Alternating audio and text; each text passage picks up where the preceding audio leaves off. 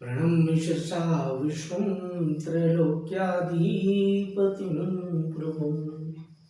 विजयगढ़ का प्रेम प्रणाम। अभी कोरोना काल के दौरान आपने अनेकों बार पेपर में पढ़ा होगा, न्यूज में सुना होगा या आपकी व्यक्तिगत जानकारी में भी होगा कि निजी अस्पताल, प्राइवेट हॉस्पिटल ने बेवजह कैसे लोगों से भारी भरकम राशि वसूल की। लोगों को जानकारी कम है, इसलिए कभी ऑक्सीजन सिलेंडर के नाम पर, कभी रेमडेसिविर इंजेक्शन के नाम पर बेवजह दूसरे अन्य डॉक्टरों से चेकअप करवा करके उन्होंने कैसे लाखों रुपए वसूले। कई बार आपने ऐसे केस भी पढ़े होंगे कि जब किसी परिवार का कोई व्यक्ति बीमार हुआ, उसको हॉस्पिटल ले जाया गया, उसको गलत ट्रीटमेंट दिया गया, उसकी दुखद मृत्यु हो गई और फिर उस परिवार ने उस हॉस्पिटल के ऊपर, उस मेडिकल संस्थान के ऊपर उपभोक्ता फोरम में केस किया।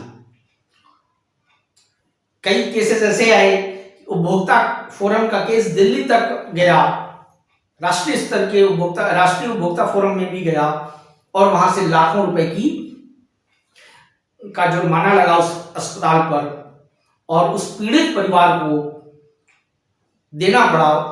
उनके परिवार के सदस्य जो जा चुका है उसको तो नहीं लौटाया जा सकता किसी भी तरीके से, लेकिन उसकी खाना पूर्ति पैसों के माध्यम से की गई। मतलब क्या, दोनों तरह की न्यूज़ें आपने पढ़ी होंगी, आपकी जानकारी में आई होगी कि अस्पतालों के द्वारा कैसे लूट मचाई गई, कैसे लूट खसोट किया गया। मजबूर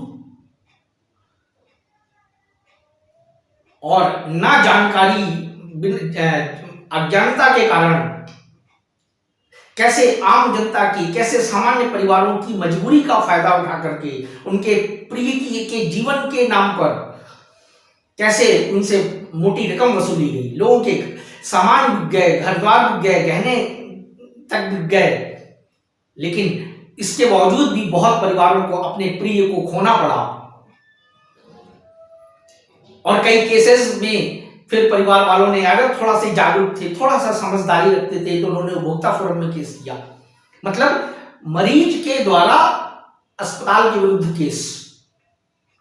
आज एक विशेष मामला सामने आया है, मीडिया में आया है कि मरीज के द्वारा अस्पताल के विरुद्ध केस नहीं किया गया, बल्कि डॉक्टर के द्वारा ही अस्पताल के विरुद्ध केस किया गया।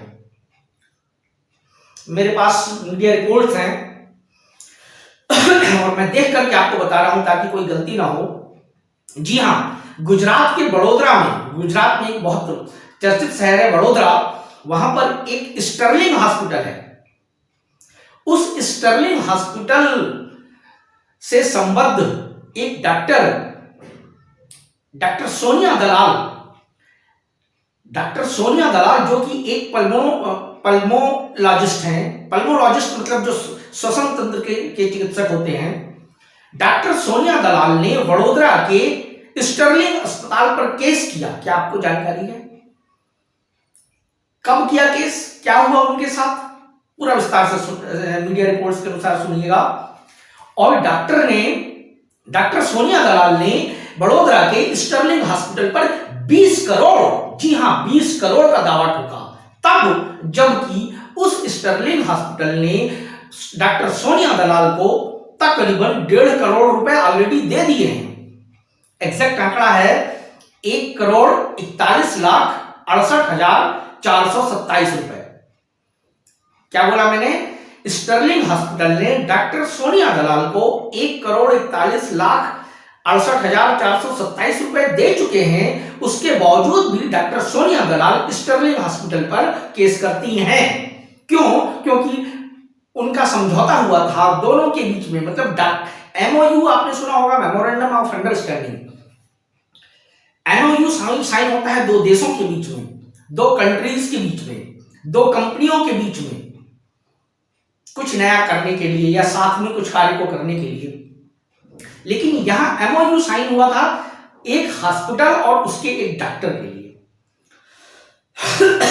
अब आगे डॉक्टर दलाल ने क्या किया? बड़ोदरा की जो पुलिस की क्राइम ब्रांच है, बड़ोदरा शहर में का जो पुलिस प्रशासन है, वहां की क्राइम ब्रांच में उन्होंने इस केस को लगाया, वहां के क्राइम ब्रांच की मदद ली उस स्टर्लिंग हॉस्पिटल के ऊपर केस करने के लिए और 20 करोड़ का दावा ठोकने के लिए।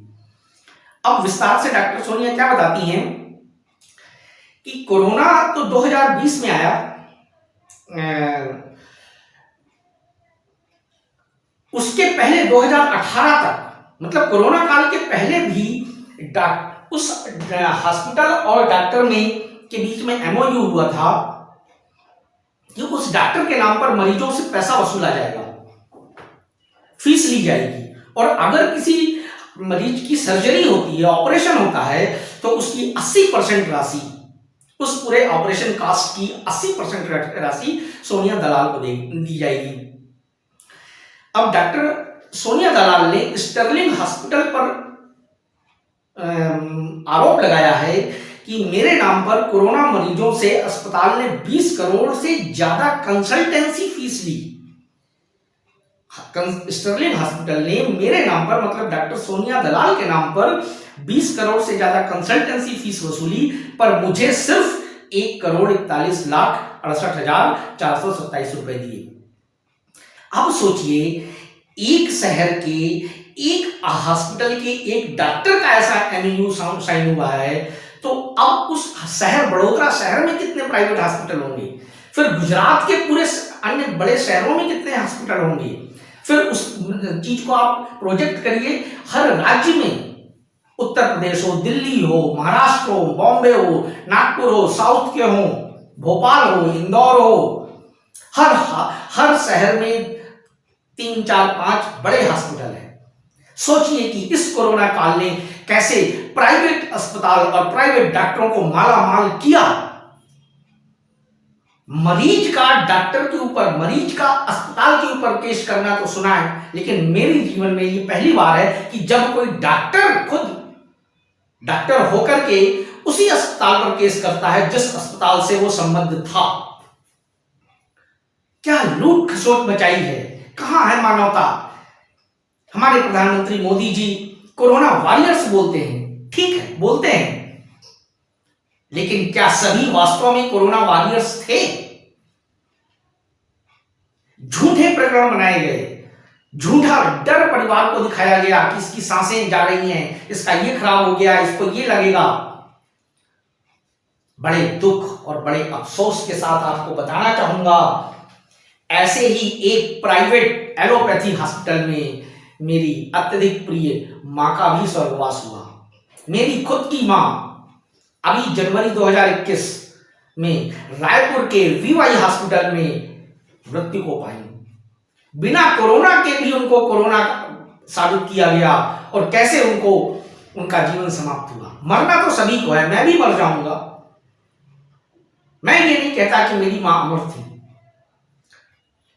लेकिन जिस कष्ट के माध्यम से, जितना कष्ट झेल करके, जिस तरीके से अस्पताल में एडमिट होने के कारण, प्राइवेट अस्पताल में जाने के कारण, वहां के ट्रीटमेंट की प्रोसेस और पूरे सिस्टम के कारण जो असहनीय कष्ट मेरी मां ने देखा, मैं उनका अटेंडर था उस हॉस्पिटल में। आप उस हॉस्पिटल का रिकॉर्ड चेक करवा ले सकते हैं, सीसीटीवी कैमरे का रिकॉर्ड चेक करवा सकते हैं। मैं अपने व्यक्तिगत जीवन का अभी 10 महीने पुराने केस का आपको रियल प्रकरण बता रहा हूं। कोई मीडिया या किसी अन्य शहर, अन्य उसका नहीं, मेरी ही मां कैसे इस प्राइवेट सिंडिकेट, ये प्राइवेट अस्पताल एलोपैथी के सिस्टम की भेंट चढ़ी, उसके लिए मैं अलग से आपको एक वीडियो बना करके बताऊंगा। अगर एक सोनिया दलाल, एक स्टर्लिंग हॉस्पिटल दलाल को, एक सोनिया दलाल डॉक्टर को जो पल्मोनोलॉजिस्ट थी, उनको एक हॉस्पिटल से 20 करोड़ मिलने थे मरीजों से कंसल्टेंसी फीस के नाम पर, तो सोचिए ऐसे कितने डॉक्टर होंगे, कितने हॉस्पिटलों से संबद्ध डॉक्टर होंगे जिनको वो क्या 20 करोड़ उस अस्पताल का मालिक या उस अस्पताल का मैनेजमेंट अपनी जेब से देगा। वो 20 करोड़ उन लोगों से वसूले जाने थे जो वहां दिखाने बेचारे मजबूर, असहाय, गरीब लोग उनके झांसे में फंस गए। अभी जून जुलाई की बात है, पतंजलि कि स्वामी रामदेव ने एलोपैथ के ऊपर प्रश्न चिन्ह लगाया था, एलोपैथ के ऊपर उंगली उठाई थी। क्या हुआ? अनेकों शहरों में उनके खिलाफ केस दायर हुए। दिल्ली एम्स के डॉक्टरों ने हड़ताल कर दी, हाथों में तख्तियां लेके बाबा रामदेव मुर्दाबाद के नारे लगाए। तमाम मेडिकल काउंसिल ऑफ इंडिया ने बाबा रामदेव के खिलाफ प्रकरण दर्ज करवाया और आज भी शायद दिल्ली हाई कोर्ट या सुप्रीम कोर्ट में उनका प्रकरण चल रहा है और कोर्ट भी मानने को तैयार नहीं कि बाबा रामदेव ने सही बोला है। तो मेरा इस वीडियो के माध्यम से ही प्रश्न है कि आप ये पता करिए कि कितने आयुर्वेद के वैद्य, कितने आयुर्वेद के डॉक्टर, कितने होम्योपैथ के डॉक्टर इस कोरोना काल में खत्म हुए और एलोपैथ के कितने डॉक्टर, पढ़े लिखे डॉक्टर, बड़े बड़े हॉस्पिटलों से संबद्ध डॉक्टर, बड़े बड़ी विशेष प्रकार की महंगी सी महंगी दवाइयों के जानकार डॉक्टर क्यों खत्म हुए? अपने आप को इस लूट खसोट में फंसने से बचाइए, उस लूट खसोट से में फंसने से बचाइए जिसके तहत कोई एक हॉस्पिटल 20 करोड़ एक डॉक्टर को देने का एमओयू साइन करता है और वो डॉक्टर 1.5 करोड़ पाने के बावजूद उस हॉस्पिटल के ऊपर केस करता है पुलिस की क्राइम ब्रांच के माध्यम से। जैसा कि सोनिया दलाल डॉक्टर जो हैं 1.5 करोड़ पाकर के भी बड़ोदरा पुलिस की क्राइम ब्रांच के माध्यम से बड़ोदरा के स्टर्लिंग हॉस्पिटल पर केस करती है। इससे बड़ा प्रूफ और क्या चाहिए कि कैसे लूटा गया, कैसे लोगों को की मजबूरी का फायदा उठाया गया, कैसे लोगों की उस जीवन की मजबूरी का, उनके परिवार वालों का दोहन किया गया। तो फिर करें क्या? एलोपैथ निश्चित तौर पर कुछ मामलों में, एक्यूट केसेस में अगर हड्डी टूट गई तो प्लास्टर जरूर एलोपैथ ही बांधेगी, अगर कहीं फट गया तो टक्के एलोपैथ ही लगाएगा। लेकिन आयुर्वेद को अपना करके, प्राकृतिक जीवन को अपना के, आपको शायद मालूम नहीं हो, पूना के पास एक संगठन काम करता है मेडिसिन फ्री लाइफ, और वो जो संगठन है उस संगठन को चलाने वाले कौन है? वो खुद भी एक एलोपैथी डॉक्टर थे। अगर मैं गलत नहीं हूं तो शायद वो हार्ट सर्जन थे और 10,000 से ज्यादा उन्होंने ऑपरेशन किए हैं। एक एलोपैथी डॉक्टर क्यों मेडिसिन फ्री लाइफ मूवमेंट चलाता है? पूना के पास उनका पूरा सेटअप है।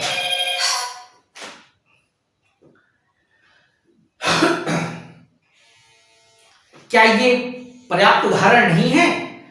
बड़ोदरा के स्टर्लिंग हॉस्पिटल के ऊपर वहीं के संबद्ध डॉक्टर सोनिया दलाल के द्वारा 20 करोड़ का दावा ठोकना, पुलिस का सहारा लेना अपना पैसा वसूलने के लिए, क्योंकि वही पैसा उस हॉस्पिटल ने असहाय और मजबूर मरीजों से वसूला है।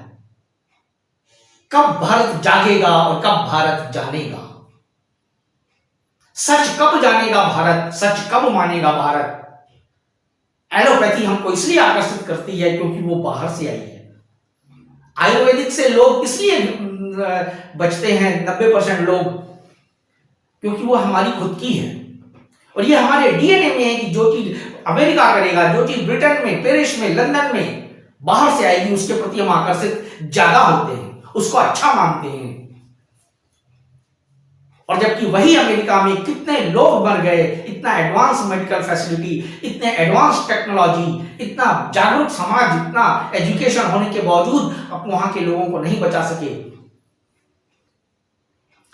फिर भी आज भी आप किसी भी हॉस्पिटल में चले जाइए, लाइन लगी है, भीड़ लगी है, जबकि बहुत छोटे छोटे चीजों में, दैनिक जीवन का उपयोग की चीजों का उपयोग करके आप अपना जीवन बचा सकते हैं और स्टर्लिंग हॉस्पिटल के जैसे किसी हॉस्पिटल के फंदे में फंसने से बच सकते हैं।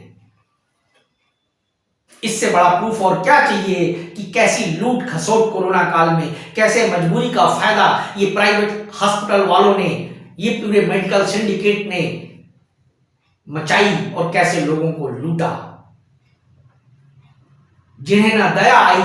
जबकि डॉक्टरी का अभी एक रिसर्च हुई, उसमें ऐसा पाया गया कि 3 पेशे के लोग सर्वाधिक विश्वसनीय होते हैं। वो 3 पेशे कौन से हैं? डॉक्टर, टीचर और आर्मी मैन।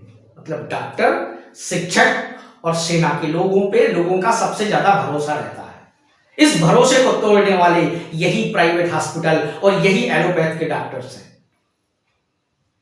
नेताओं को हम कोसते हैं, जबकि नेता तो कम से कम बताते तो हैं, आप चले जाइए तो आपके सामने आवेदन में साइन तो करते हैं। आप अगर नहीं देंगे तो आपके घर से आपकी मजबूरी का फायदा नहीं उठाएंगे। मोटे तौर पर विशेष प्रकरण की मैं बात नहीं कर रहा, लेकिन ये हॉस्पिटल वाले क्या करते हैं, इससे बड़ा प्रूफ क्या होगा कि एक डॉक्टर 1.5 करोड़ पा करके भी उस हॉस्पिटल पर 20 करोड़ वसूलने के लिए केस करता है। इसी इंडिया के, इसी गुजरात राज्य के बड़ोदरा शहर के स्टर्लिंग हॉस्पिटल का केस है।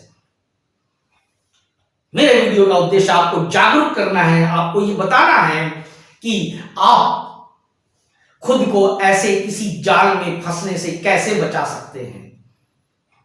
उन सनातन पद्धतियों को, उन हमारी प्राचीन पद्धतियों को, उन प्राचीन जीवन यापन की शैली को अपना करके आप ऐसे किसी जाल में फंसने की स्थिति में ही नहीं आएंगे। अगर आपने अपने मेडिकल खर्च को 1 लाख बचा लिया अपने जीवन यापन में अपने समझ से, तो क्या ये आपकी अर्निंग नहीं हुई?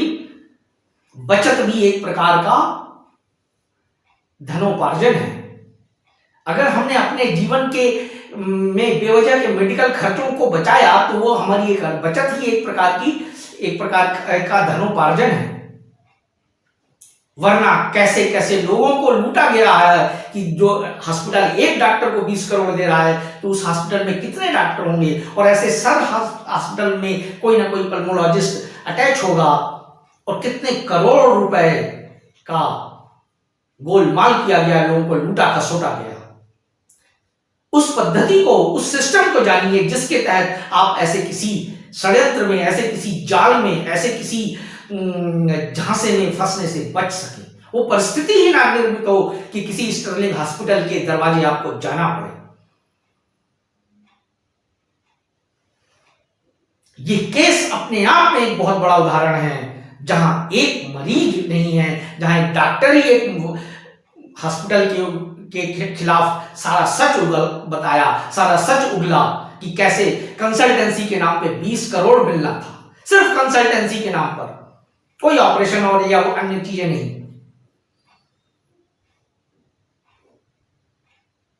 अपने आप में ये बहुत बड़ा सीख हमको दे सकता है, अगर हम सीखना चाहें खुद को बदलने के लिए, अपने जीवन को बदलने के लिए, अपने जीवन यापन की पद्धति, अपनी समझ को बदल करके खुद को बचाने के लिए बहुत बड़ा उदाहरण है। जिन डॉक्टर सोनिया दलाल के नाम पर बड़ोदरा के उस स्टर्लिंग हॉस्पिटल ने 20 करोड़ रुपए ऐंठे और डॉक्टर सोनिया दलाल ने उस हॉस्पिटल के खिलाफ FIR करवाई, क्राइम ब्रांच का सहारा लिया, उसी डॉक्टर सोनिया दलाल ने एक बहुत सकारात्मक मुहिम छेड़ी है। डॉक्टर सोनिया दलाल को मैं धन्यवाद अर्पित करता हूं, प्रणाम अर्पित करता हूं कि उन्होंने, उनके साथ जो गलत हुआ उसके उस चिंगारी को लेकर के आगे बढ़ी और उन्होंने एक ऐसी मुहिम छेड़ी है जो उन हॉस्पिटलों के खिलाफ है, लेकिन उन मरीजों के फेवर में है जिन मरीजों से हॉस्पिटल्स ने लाखों रुपए वसूले। डॉक्टर सोनिया दलाल ने भरूच, बड़ोदरा, दाहोद में एक मुहिम छेड़ी है कि अगर किसी परिवार के किसी सदस्य को कोरोना के नाम पर किसी हॉस्पिटल ने एडमिट किया और उससे लाखों रुपए वसूले, झूठे इलाज के नाम पर, दूसरों डॉक्टरों के नाम पर, और उनको लगता है कि उनके साथ गलत हुआ है, तो वो डॉक्टर सोनिया दलाल को अप्रोच करें, सोनिया दलाल के पास अपनी पूरी उस पेशेंट की हिस्ट्री, पूरी फाइल भेजें। सोनिया दलाल ना केवल सही सलाह देंगी बल्कि उस केस में, उस पर्टिकुलर केस में उचित कानूनी दांवपेच को भी सुलझा करके उस केस को आगे बढ़ाएंगी, ताकि जो पैसे मरीज से हॉस्पिटल ने, किसी भी हॉस्पिटल ने ऐंठे हैं, वो उस मरीज को वापस हो सके। ये बहुत ही सकारात्मक मुहिम डॉक्टर सोनिया दलाल ने चालू की है, इसलिए वो धन्यवाद की पात्र हैं और उनको ये मुहिम, राष्ट्रव्यापी मुहिम चालू करना चाहिए। मैं इस वीडियो के माध्यम से डॉक्टर सोनिया दलाल से निवेदन करता हूं कि आप अपनी इस कोरोना के बड़े बिल के खिलाफ शुरुआत की गई मुहिम को राष्ट्रव्यापी करिए। लोग आपसे जुड़ते जाएंगे। आपका जो 20 करोड़ आपके नाम पर ऐड करके स्टर्लिंग हॉस्पिटल ने दिए नहीं दिए, वो तो देना ही पड़ेगा उस हॉस्पिटल को। साथ ही आप एक आपको बहुत बड़ा दुआएं मिलेंगी लोगों की, नेम फेम तो अलग मिलेगा। आप एक जरूरत है एक ऐसे किसी जो खुद डॉक्टर पेशे में है, क्योंकि आपको बारीकियां पता है कि हॉस्पिटल कैसे सामान्य जनमानस को, जिसको जानकारी नहीं है, बेवकूफ बना करके, उलझा करके, झूठा डर दिखा करके पैसे वसूलते हैं। क्योंकि आप उस क्षेत्र की हैं, उस व्यवसाय से जुड़ी हुई हैं, प्रोफेशनली भी और पर्सनली भी, तो आप इस मुहिम को आगे बढ़ाइए। आपको बहुत बड़ा साथ मिलेगा, न केवल मरीजों का, अन्य संस्थाओं का, अन्य जागरूक लोगों का साथ मिलेगा। और मैं खुद भी आपकी इस मुहिम में आपके साथ कंधे से कंधा मिला करके हर कदम पर साथ खड़ दूंगा। भरूच, दाहोद और बड़ोदरा के आसपास के इलाके के 10 परिवारों ने डॉक्टर सोनिया दलाल को संपर्क करके उनको अपनी फाइल सौंपी है कि आप हमसे इतनी वसूली हुई। उसमें से कई के घरों के मरीज उतना पैसा देने के बाद भी जीवन समाप्त हो गया। उन्होंने अपना परिवार भी, अपना प्रियजन भी खोया और धन दौलत भी खोया। उसमें से एक मरीज ऐसा है जो एक परिवार ऐसा है जिसके परिवार का एक मरीज 1 महीने तक किसी प्राइवेट हॉस्पिटल में एडमिट था और उससे 1 महीने का बिल 28 लाख रुपए वसूला गया और अंतोगत्वा उस परिवार का वो मरीज भी मर गया। वो स्टर्लिंग हॉस्पिटल नहीं, कोई दूसरा हॉस्पिटल था शायद, उस हॉस्पिटल ने उस परिवार से 28 लाख वसूले और उस परिवार के सदस्य को भी नहीं बचा पाया। कैसी लूट, कैसी खसोट! इतना तो गिद्ध भी नहीं लूटते, इतना तो मांसाहारी जानवर भी नहीं फाड़ते और नोचते जब अपने शिकार को, जितना कोरोना काल में ऐसे तमाम स्टर्लिंग हॉस्पिटल जैसे अस्पतालों ने लोगों से लाखों रुपए ऐंठे हैं और उनका परिवार का स्वजन, प्रियजन, उनका अपना सदस्य, अपने बीच का सदस्य भी खोया है उन्होंने। तो सोनिया दलाल जी, आपको बहुत बहुत धन्यवाद। आप इस मुहिम को खूब आगे बढ़ाइए, राष्ट्रव्यापी बनाइए। आपको अकल्पनीय सहयोग मिलेगा, बहुत लोगों का साथ मिलेगा। न केवल साथ मिलेगा बल्कि आपके कदम से कदम, हर स्तर पर आपके साथ लोग खड़े होने लगेंगे और इससे न केवल लोगों में जागरूकता आएगी बल्कि वो तमाम हॉस्पिटल्स भी अपने कदम, लूट खसोट वाले कार्यों और कदमों और उस प्रोसेस को रोकने की एक शुरुआत होगी, जिसके तहत मरीजों से असहाय, अज्ञान, मजबूर परिवारों और मरीजों को वो लूटते चले आ रहे हैं। यही एक अपडेट है कि जहां सोनिया दलाल ने इस बात को समझा कि अगर एक डॉक्टर के साथ ऐसा हो सकता है तो मरीजों के साथ कितना हुआ होगा।